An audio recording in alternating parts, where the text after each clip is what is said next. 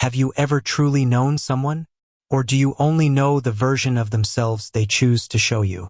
What happens when that mask slips, revealing the monster lurking just beneath the surface? We are about to delve into a story that explores the darkest corners of the human psyche, a place where trust is shattered, and the unthinkable becomes a horrifying reality. Before we begin, make sure you are subscribed to our channel and have hit that notification bell so you don't miss any of our gripping tales. Now, settle in, as we unravel the chilling case of the teacher, his student, and the murder that would forever stain the hallowed halls of academia. The fall semester at Crestwood University had begun with its usual hum of organized chaos and intellectual promise. The sprawling campus, a tasteful blend of Gothic spires and modern glass, was once again alive with the murmur of students hurrying to classes, their laughter and conversations echoing across the meticulously manicured quads. For Sarah Jennings, a bright and ambitious sophomore majoring in English literature, it was a season of promise.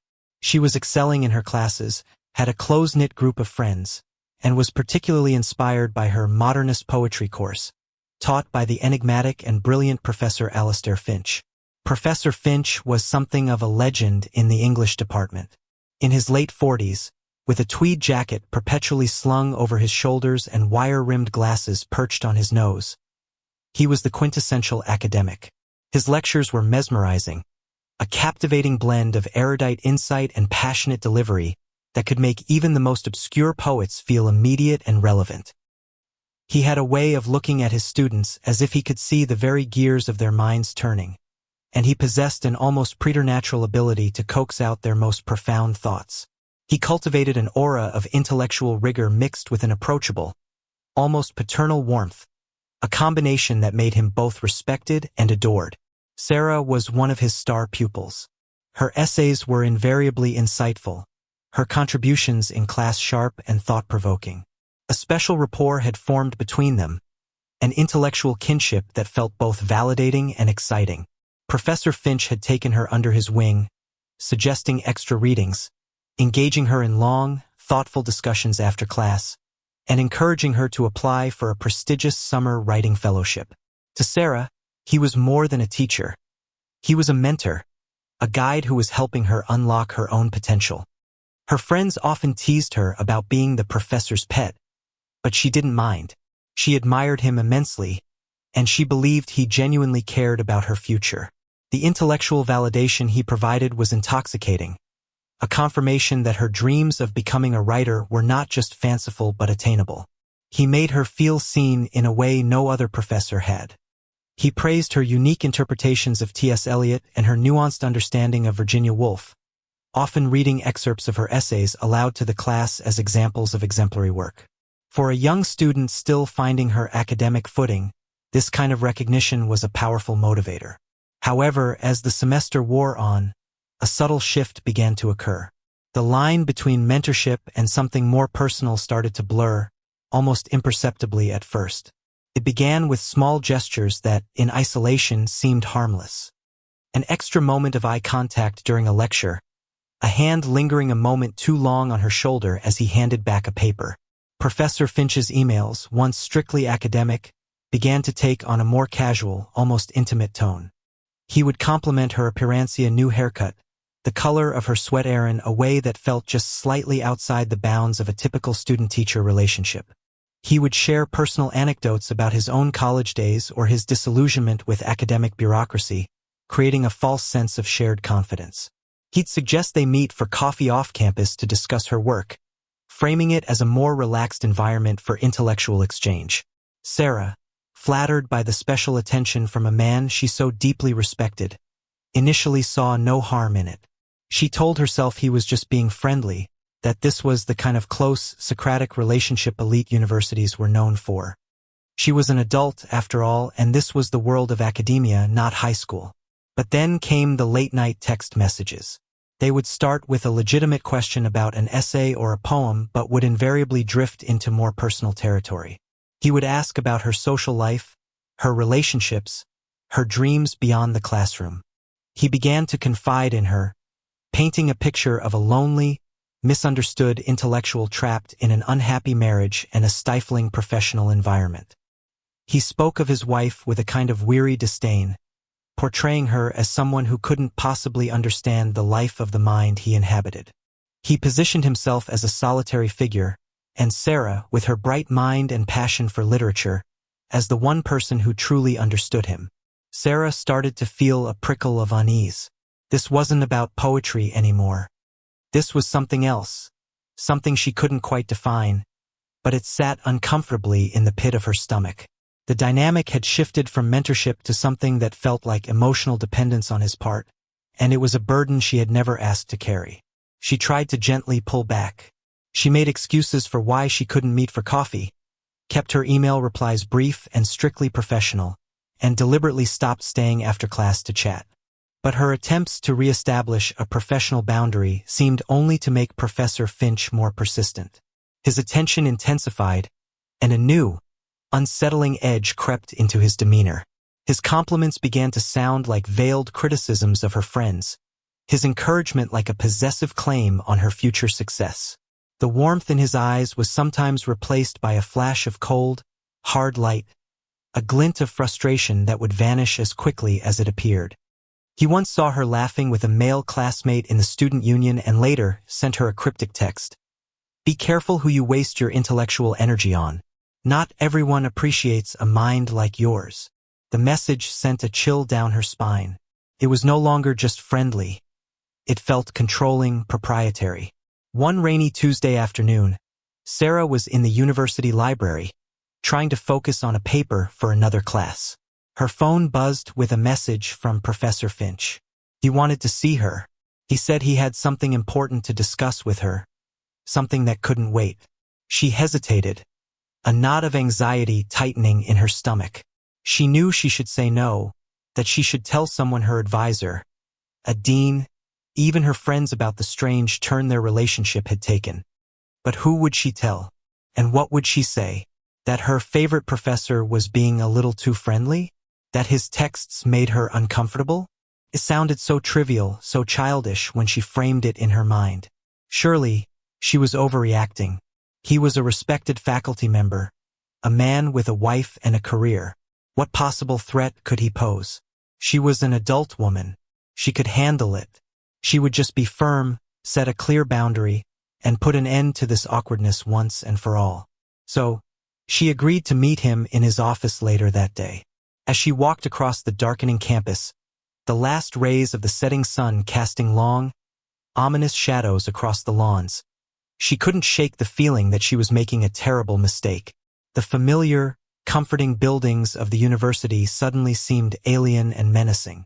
The laughter of other students felt distant, as if it were coming from another world. For the first time, Sarah felt a genuine stab of fear. A shadow had fallen over her idyllic college life, a shadow emanating from the very person she had once admired most. Now she was walking into that shadow, and she had no idea how deep or how dark it truly was. The door to Professor Finch's office was slightly ajar, a sliver of light spilling into the dimly lit corridor. She took a deep breath, pushed it open, and stepped inside, leaving the world she knew behind her. The heavy oak door swung shut with a soft, final click, and the darkness enveloped her completely. The silence in Professor Finch's office was thick and heavy, broken only by the rhythmic tick-tock of an antique mantel clock on his bookshelf. The room, usually a comforting sanctuary of leather-bound books and intellectual curiosity, now felt like a cage. The air was taut with an unspoken tension, a palpable sense of something deeply and irrevocably wrong. Sarah stood awkwardly in the center of the room, her backpack clutched in her hands like a shield. Professor Finch was seated behind his large mahogany desk, his back to the window, his face partially obscured by the encroaching twilight. The only light came from a small green glass banker's lamp on his desk, casting a sickly, interrogative glow across his features and throwing the rest of the room into deep, menacing shadows. He said nothing for a long moment, simply watching her with an intensity that made her skin crawl. When he finally broke the silence, his voice was unnervingly calm, almost gentle. "Sarah," he said, "thank you for coming. I know it's late." He gestured to the worn leather armchair opposite his desk, but she didn't move. "Please," he said, his voice a little firmer this time, an order disguised as a request. "Sit down. We have a great deal to discuss." Hesitantly, she perched on the edge of the chair, her senses on high alert. She noticed that the blinds on the window were drawn, a detail that seemed oddly deliberate. She noticed the way his hands were clasped on the desk, his knuckles white. She noticed that the warm, avuncular smile he usually wore was gone, replaced by a tight, strained expression she had never seen before. This was not the Professor Finch from the lecture hall. This was a stranger. He began to speak, his words a rambling, bizarre monologue that seemed to have no clear point. He talked about his own frustrated ambitions, his squandered potential, his profound disappointment with the world. He spoke of the intellectual wasteland of modern academia and the pedestrian minds of his colleagues. He then transitioned to speaking about her talent, her brilliance, about the special connection he felt they shared. But as he spoke, his voice grew more agitated, his words laced with a bitterness and resentment that startled her. He began talking about the writing fellowship, the one he had encouraged her to apply for. He said he had pulled strings for her, that he had staked his reputation on her success. He said he had done it all for her, and that she owed him. Sarah's blood ran cold. The implication was hideously clear. "Professor Finch," she said, her voice trembling slightly, "I don't understand what you're saying.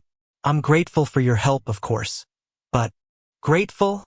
He scoffed, the word dripping with contempt. He stood up and began to pace the small space behind his desk, his movements like those of a caged animal. "You think a simple thank you is sufficient? I have poured my soul into you, Sarah. I have given you everything. And what have you given me in return? Nothing. You've been distant, cold. You've been avoiding me." "That's not true," she whispered, her heart hammering against her ribs. "I've been busy. I have other classes, other things." "Other classes?" he snapped, his voice rising to a shrill pitch. "Other friends? Is that the problem? That boy I see you with, the one from your poetry workshop? Do you think he understands you? Do you think he can give you what I can?" His face was contorted in a mask of rage and jealousy. He was no longer pacing. He was moving around the desk, closing the distance between them. The smell of stale coffee and something else, something acrid and unpleasant, filled her nostrils. She tried to stand, to make a break for the door, but he was on her in an instant, pushing her back down into the chair, his hands on her shoulders, his grip like iron. "You belong to me, Sarah," he hissed, his face inches from hers. "Your talent, your future, it's all mine. I made you, and I can just as easily unmake you." Terror, pure and unadulterated, seized her. This wasn't the man she knew, the kind, brilliant professor she had admired. This was a stranger, a monster wearing his face. She began to struggle, to scream, but he was too strong.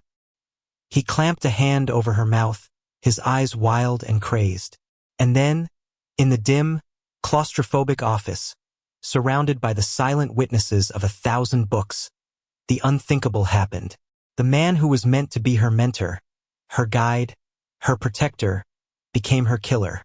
The world dissolved into a maelstrom of pain and terror. And then, there was only darkness. The next morning, the campus awoke to a scene of chaos and horror. A custodian, making his early morning rounds, discovered the door to Professor Finch's office unlocked. When he pushed it open, he was confronted with a sight that would haunt him for the rest of his life. The police were called, the area was cordoned off, and a wave of shock and disbelief washed over the university. A student had been murdered on campus. And as the initial details began to emerge, the horror was compounded. The victim was Sarah Jennings, one of the brightest and most promising students in her year. And the last person to have seen her alive, the person in whose office her body was found, was her mentor, the respected and beloved Professor Alastair Finch. The shadow that had been stalking the halls of Crestwood University had finally revealed its true, monstrous form, and the heart of the academic community was shattered into a million pieces. The murder of a student on a university campus is a rare and shocking event, one guaranteed to attract a firestorm of media attention. But when the prime suspect is one of the university's own professors, the story takes on a particularly lurid and sensational quality. The case of Sarah Jennings and Professor Alastair Finch was no exception. News vans descended on Crestwood University like vultures, their satellite dishes sprouting from the manicured lawns. Reporters swarmed the campus, ambushing students and faculty with microphones and cameras, their questions a relentless barrage of morbid curiosity. The university, once a quiet haven of learning, was transformed into the epicenter of a national news story. At the center of this media storm was Detective Miles Corbin, a veteran, world-weary homicide detective with a reputation for being methodical, relentless, and utterly unflappable. Corbin had seen it all in his 25 years on the force, but the crime scene in Professor Finch's office still gave him a chill. It wasn't the brutality of the murder that unsettled him, but the context. The juxtaposition of the academic paraphernalia and the savage violence was deeply disturbing. The books, the papers, the half-full coffee mug on the desk, they all spoke of a life of the mind, a life that had been brutally extinguished in a moment of primitive rage. Professor Finch, of course, was brought in for questioning. He had been the one to make the frantic 911 call, claiming he'd discovered Sarah's body when he arrived at his office in the morning. He was distraught, inconsolable, giving an Oscar-worthy performance of grief and shock. He spoke of Sarah's brilliance, her potential, the terrible loss her death represented. He painted a picture of a close, nurturing mentor-mentee relationship, one that had been tragically cut short. He was, by all appearances, a heartbroken and shattered man. But Corbin wasn't buying it. He'd seen too many killers play the victim to be fooled by a display of crocodile tears. There were too many inconsistencies in Finch's story, too many unanswered questions. Why were the blinds in his office drawn? Why was there no sign of a forced entry?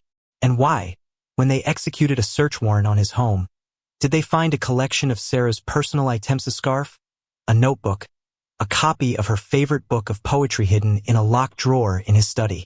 The investigation began to peel back the layers of Professor Finch's carefully constructed public persona, and what they found underneath was a man teetering on the edge of a psychological abyss. They spoke to his colleagues, who described him as brilliant but also arrogant, aloof, and intensely private. They spoke to his estranged wife, who told them of his violent temper, his pathological jealousy, and his obsessive need for control. She recounted instances where his professional admiration for bright female students had morphed into unsettling infatuations, patterns of behavior she had long found disturbing.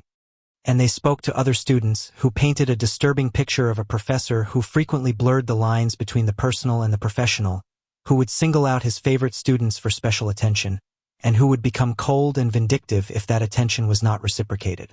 The digital forensics team uncovered a trove of evidence on Finch's computer and phone. There were the emails and text messages to Sarah, a chilling chronicle of his escalating obsession.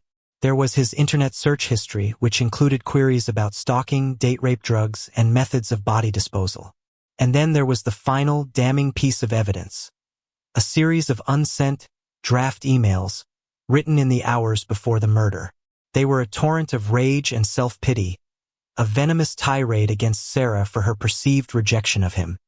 He accused her of leading him on, of using him for career advancement, and of betraying the special bond he believed they shared. They were the ravings of a man whose narcissistic ego had been wounded, a man who had decided that if he couldn't possess the object of his obsession, he would destroy it. The motive, when it finally came into focus, was both pathetic and monstrous. It was not a crime of passion, not in the traditional sense. It was a crime of wounded pride, of a fragile and arrogant ego that could not tolerate rejection. Professor Finch had been infatuated with Sarah, but it was not Sarah the person he loved. He loved the reflection of himself he saw in her eyes.